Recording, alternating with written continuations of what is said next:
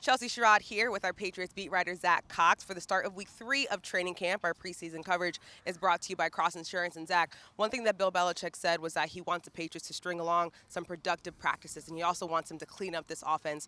What did you see today, though? This was a tough one. What did you see from this offense today? I did not see a cleaned up offense. I did not see really any progress from the Patriots offense. In fact, I think this was probably the Patriots' worst offensive practice of training camp, which is saying something because this unit really has struggled basically since day one. They looked good in the very first training camp practice. Ever since then, it's basically been really some one-sided matchups for the defense. You would hope that this unit would be showing a little bit of strides in the right direction at this point, but we're 2-3 days out from the first preseason game. Still a lot of issues there. Absolutely, definitely a lot of growing pains as well for the offense as a whole, but also for Mac Jones. And Zach, is it abnormal for your starting quarterback and for an offense to still look this way this deep into training camp?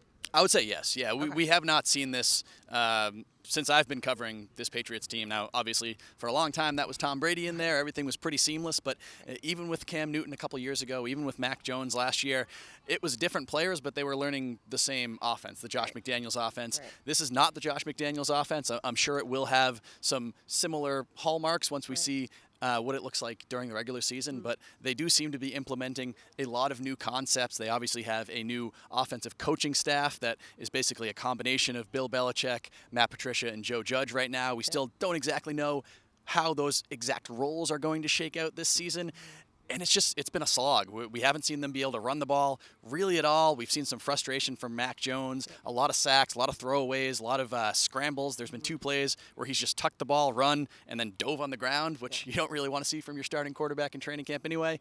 Just a lot of issues. I think it's too early to sound any alarm bells or really panic, but it's not what you want to see so far. Definitely, and I think that we will get a better look at this offense when they take on the Giants in their first preseason game of the season. And so, Zach, being that this is a game week, did you see another level of intensity from the Patriots as a whole, but especially the offense? I know they did have a tough day, obviously, but was the intensity level higher at all? I definitely saw a higher level of intensity on the defense. Yeah. The defense was really lively today. You saw a lot of turnovers. You saw a lot of pass breakups. You saw a lot of guys celebrating big plays. Obviously, they had a lot more to celebrate out here today than the offense did. But one moment of intensity actually came after practice for the offense. As practice ended, as we were going down to the player interviews after practice, the offense stayed on the field for quite a while in their post-practice breakdown huddle. David Andrews, longtime team captain, starting center, was at the center of that huddle and was giving a very impassioned message to his offensive teammates. Now, we weren't able to hear what that message was. He declined to reveal the specifics of that, unsurprisingly, but he was really laying into his teammates. It seems like the frustration is building for him and some of these other Patriots veterans. They know that you're 3 weeks into camp now. It should not look as disjointed as it is. We'll see how they respond tomorrow, and then even more importantly on Thursday night against the Giants. Yeah, and also David Andrews did say that he's not going to let one bad day derail what they've been working on other progress, but today was a tough day, and so we have to see how they use today tomorrow. One last question for you, Zach. What's one good thing that you saw today? We talked a lot about the bad and the offense, but what is one good thing that stood out to you today? Well, if we're talking offensively, I think this was another pretty solid day for Tyquan Thornton, who's a guy that the second-round pick Patriots traded up to get him.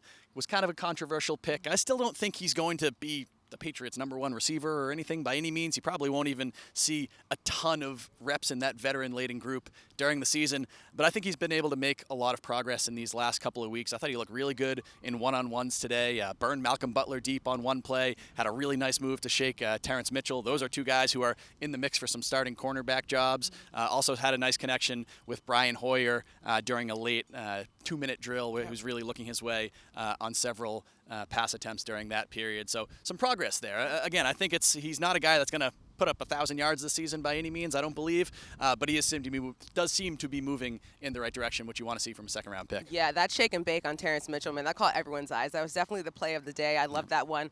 All right, Zach, so now we look forward to the Patriots' first preseason game of the year against the Giants on Thursday.